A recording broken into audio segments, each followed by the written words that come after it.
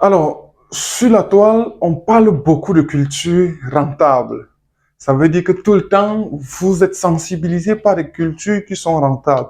X vient vous dire que la culture de tomate est très rentable parce qu'avec un investissement d'1,5 million, on peut gagner jusqu'à 8 millions de francs CFA.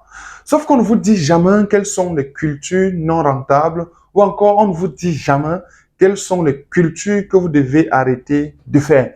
Dans cette vidéo, je me prononce comme anti-développement agricole et je me propose de vous donner la liste de 4 ou 5 cultures que j'ai notées ici et que vous devez absolument ou urgemment arrêter de faire si vous pensez faire cette culture. Donc, ce sera autant intéressant pour vous de regarder cette vidéo jusqu'à la fin, mais aussi de partager pour que ceux qui sont encore dans cette culture arrêtent rapidement. Quelqu'un a même dit que de faire certaines cultures, autant mieux cultiver le bracaria ou encore autant mieux cultiver le sisongo qui est une herbe qui sert à nourrir les bœufs. Donc, regardez vraiment cette vidéo et à la fin, citez-moi également une culture que vous estimez que ce n'est pas rentable. Aujourd'hui, on ne va pas faire des chiffres où on gagne 10 millions, 30 millions, 40 millions, mais on va clairement entrer légèrement en fond sur certaines gammes de cultures qu'il faut arrêter de faire.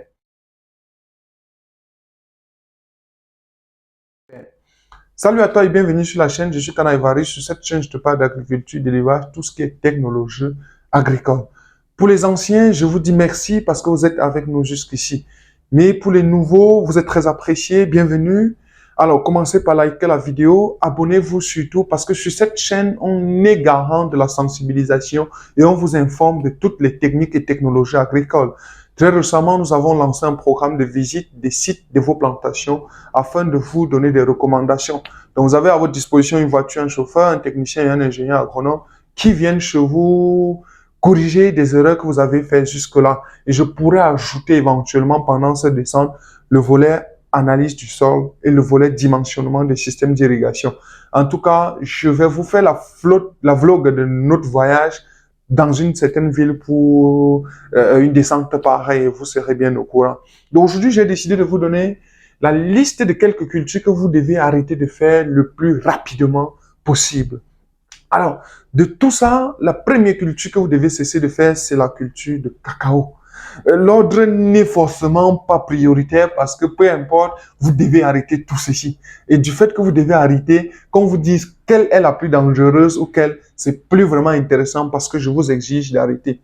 Alors, il y a de fortes chances que vous savez que le kilo de cacao coûte 5 000 francs aujourd'hui. Ça veut dire que si vous avez un sac de 100 kilos, ça revient à 500 000. Ça semble très rentable.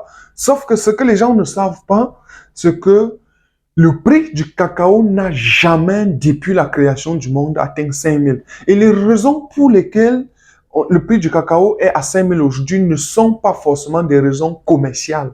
Parce que quoi? Le prix international du cacao a augmenté. Ça, c'est une très bonne nouvelle. Mais qui a décidé que le prix augmente? L'équation est à deux inconnues. La première inconnue, c'est que le prix du cacao est fixé depuis les États-Unis. Ça veut tout simplement dire que peu importe toi, producteur, la quantité et la qualité que tu produis, tu ne sais rien du prix. La preuve, on a vendu le cacao dans ce pays à 750 francs, à 1000 francs, à 1500 et ça a été pendant très longtemps à 1500. Donc, on peut comprendre que c'est une culture rentable parce qu'aujourd'hui, c'est 5000. Non.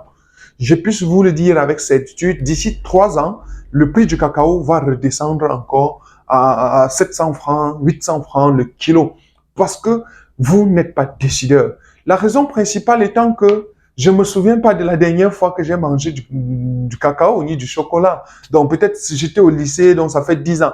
Donc autant dire qu'on ne sait pas produire un produit qu'on ne sait pas consommer, on ne sait pas transformer. Voilà. Alors, c'est quoi le deal? Les entreprises qui produisaient autant de cacao au Ghana et en Côte d'Ivoire, qui sont les deux meilleurs producteurs africains, ont eu une baisse de production de plus de 60%. Ça veut dire que le marché international a aujourd'hui besoin du cacao qu'il n'y a pas. Ça veut dire que les pays qui produisent encore du cacao doivent vendre à un prix qui peut équivalencer le prix international. Donc, restons tranquilles, ne coupons pas nos forêts pour mettre du cacao. D'ici 3 ans, le problème va se résoudre. Pourquoi la Côte d'Ivoire et le Ghana ont perdu ce pouvoir de production? C'est tout simplement parce que le changement climatique avec la haute pluie qu'on a eue l'année dernière et la haute chaleur en même temps qu'on a eu l'année dernière a fait que on a eu beaucoup d'avortements des fleurs. À la fin de la journée, les cacaos en Côte d'Ivoire et au Ghana ont fleuri sans jamais porter de cabosse, ce qui fait que le rendement a chuté. Mais on est en train de trouver des moyens pour contrecarrer cela, parce que l'irrigation, nous sommes déjà en train de dimensionner et installer les systèmes d'irrigation pour résoudre le problème. Autre chose, c'est que la Côte d'Ivoire prend et considère le cacao comme une culture rentable. Donc, même comme il y a vieillissement des planteurs, ça veut tout simplement dire que les jeunes vont toujours se mettre. Et donc, dans vos pays qui ont l'habitude de vendre le cacao à j'allais dire, 1000 francs, 1500, 2000, on redeviendra dans le même scénario. Alors, pour savoir qu'une culture est rentable, il faut regarder son rendement. Si je vous dis, je fais du manioc aujourd'hui, variété 80-36, son rendement, c'est 60 tonnes à l'hectare. Et le rendement maximal d'un champ de cacao, c'est 2 tonnes. En moyenne, au Cameroun, dans des régions du centre, deux fois dans le Bas-Mékim, on peut frôler 1,2 tonnes, c'est-à-dire presque 1000 kilos. Oui, aujourd'hui, si j'ai 1 tonne à l'hectare, ça me fait 5 millions, je crois. Ouais, ça me fait 5 millions parce que je vais vendre à 5 000. Ça, c'est pas hectare, c'est rentable. Mais demain, puisque j'aurai 1 tonne, je vais vendre à 750, j'aurai 750 000 à l'hectare. Permettez que je le dise avec certitude, l'investissement total par an pour l'entretien d'une cacaoyère est toujours supérieur à 500 000. Ça veut tout simplement dire que dans 2 ans, dans 3 ans, lorsque les prix vont rechuter, les planteurs deviendront encore ce qu'ils ont été par le passé. C'est-à-dire, j'ai 10 hectares de cacao, mais je suis très pauvre. Ça a été cela le scénario. Alors, l'inconvénient majeur, moi, je ne déteste pas déjà le cacao parce que c'est pas rentable. Je déteste le cacao parce que c'est une culture qui empêche toutes les autres cultures de pousser au bas de cette culture. En français facile, le cacao n'aime pas l'association de cultures. Et nous, on a grandi dans un environnement en Afrique où il faut toujours, dans le champ de quelque chose, mettre autre chose pour survivre et optimiser sa production. Donc, si le colon a amené ces différentes cultures qui empêchent à d'autres cultures de pousser au bas, cela veut dire que ce ne sont pas de bonnes cultures pour nous. Je ne vous en tire pas trop loin dans l'affaire. Je pourrais faire une vidéo exclusive réservée au cacao pour vous donner plus de détails sur l'itinéraire technique pour que vous compreniez que c'est très lourd. On ne doit pas produire cette culture. La deuxième culture que vous devez cesser de faire, c'est la culture de café. Malheureusement, je me souviens à l'époque, lorsque mon grand-père faisait 1 hectare de café, il épousait une nouvelle femme parce qu'il estimait à l'époque qu'avec 1 hectare de café, on pouvait bien s'occuper de sa famille, enfin la femme et de ses enfants et tout le reste. Ça veut dire qu'on confiait cet hectare de café-là à madame pour que, ok, quand elle va faire des enfants, ça puisse suffire pour la santé, pour l'éducation, pour le transport et tout ce qui va avec. Sauf qu'avec le temps, le prix international du café, encore il faut dire que nous ne sommes pas décideurs, s'est beaucoup dégradé. Ce qu'il faut déjà comprendre, c'est que nous autres qui avons grandi à l'Ouest et qui avons récolté le café, on faisait et on fait jusqu'ici même maximum demi-tonnes, c'est-à-dire 500 kilos par hectare. Alors, le prix du café n'a jamais dépassé 2000 francs le kilo. En tout cas, sauf peut-être par un moment. Le prix moyen conçu au Cameroun reste 1000 francs. Ça veut dire qu'avec 500 kilos, on est supposé gagner 500 000 par hectare. Oui, je sais, c'est beaucoup d'argent. Ça, c'est à l'époque. Mais on est à une époque où je n'arrive même pas à carburer 500 000 par mois. Alors, avec la petite voiture, il me faut plus de 500 000 par mois. Ça dit que si je fais donc du café, ça ne suffira que pour manger et peut-être pour le carburant. Donc, la santé, l'éducation et tout le reste, je ne pourrais pas. Donc, faites 10 hectares, ça vous fait gagner 5 millions que vous gagnerez à faire demi-hectare de pastèque ou que vous gagnerez à faire demi-hectare ou 1/4 d'hectare de tomates, de piments et tout ce qui va avec. Je ne vous en dis pas plus. Le café, que ce soit n'importe quelle variété, n'est pas rentable, ça ne vous intéresse pas. Le chiffre d'affaires brut, c'est-à-dire le rendement moyen, peut tourner autour de 500 000, voire moins de 500 000, et vous n'êtes donc pas rentable. J'étais dans le Noun très récemment, j'ai vu un monsieur qui voulait bien se lancer dans cette culture et qui m'appelait pour que j'installe un système d'irrigation. Je lui ai dit, tiens, le système d'irrigation meilleur pour les cultures de café, c'est le système d'irrigation goutte à goutte. Sauf qu'il vous faut un investissement de 3 millions pour installer 1 hectare. Le gars a su que c'est très chaud. Il ne va pas se lancer. Parce que 3 millions pour gagner et récupérer cet argent, de rien que l'irrigation, il va prendre un peu autour de 6 ans, ce qui devient très mauvais pour lui. Ne disons pas trop de choses, passons à la seconde culture qui est la culture de coton. Je crois que la plus grosse mascarade de notre pays et le plus grand désastre a été la culture de coton. Mettez-vous à notre position et dites-vous que le kilogramme de coton coûte dans notre pays 200 francs, 225, 250 en tout cas. Et à l'hectare, on peut produire 1 tonne de coton. Produire 1 tonne de coton, ici, ça veut dire que vous gagnez autour de 200 à 250 000 par hectare. Et à préciser que oui, même si c'est une culture à coût cycle, quand vous gagnez 200 000 par hectare, peut-être pas gagner, le mot est mal placé, mais vous faites les ventes de 200 000. Alors l'investissement moyen quotidien que vous faites dans un champ de coton à l'hectare, c'est autour de 300 000. Voilà pourquoi les entreprises cotonnières de notre pays et de plusieurs pays du monde se sont vues en train de chuter.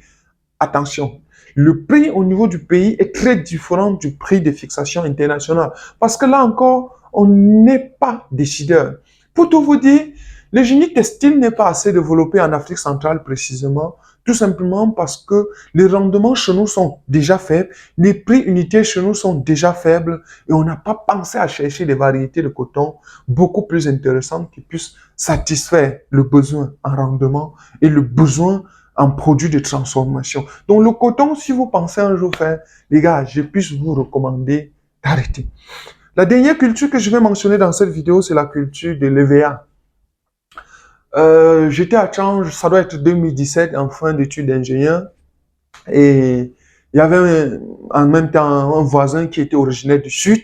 Le gars m'a certifié à cette époque que l'EVA du Sud était une culture très rentable. Il m'expliquait à l'époque qu'en réalité, si tu mets 10 hectares, par exemple, d'EVA, ben, tu attends 5 ans, quand tu en récoltes tous les ans, les gars peuvent même te récolter 5 millions par hectare.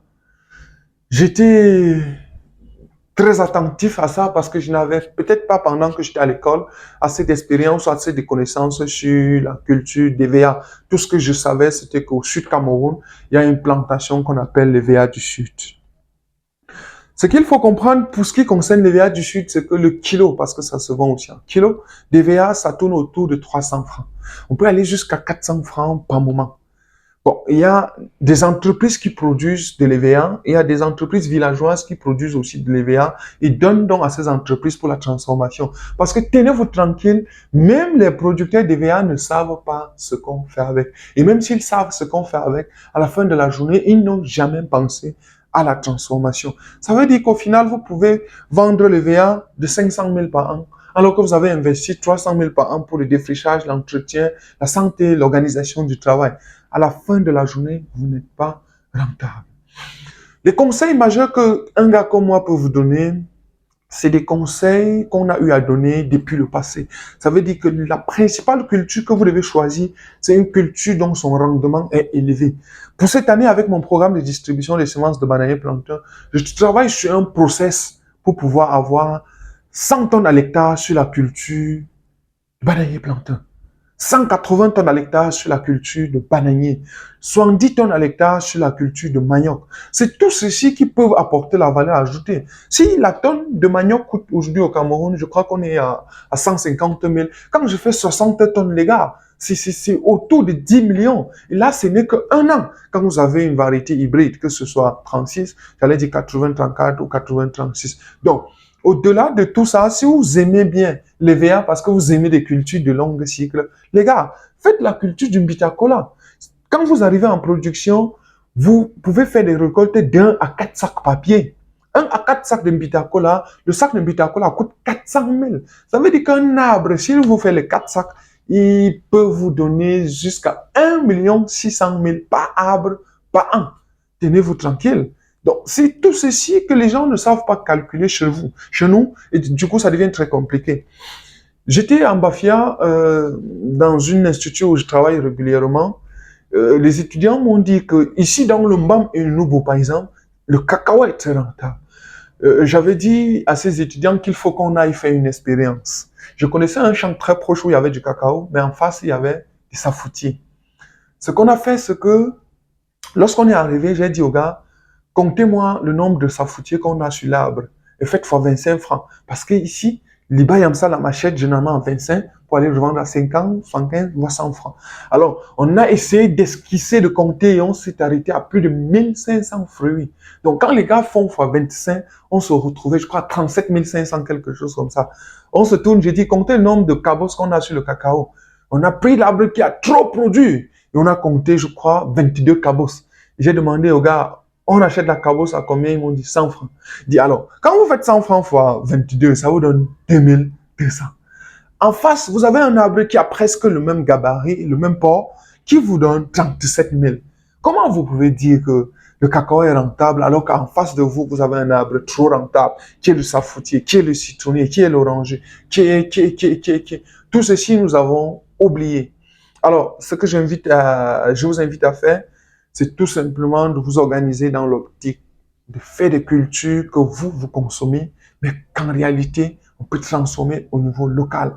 Même les légumes sont plus rentables que le cacao. Je me souviens à temps, quand j'étais étudiant, je faisais des légumes.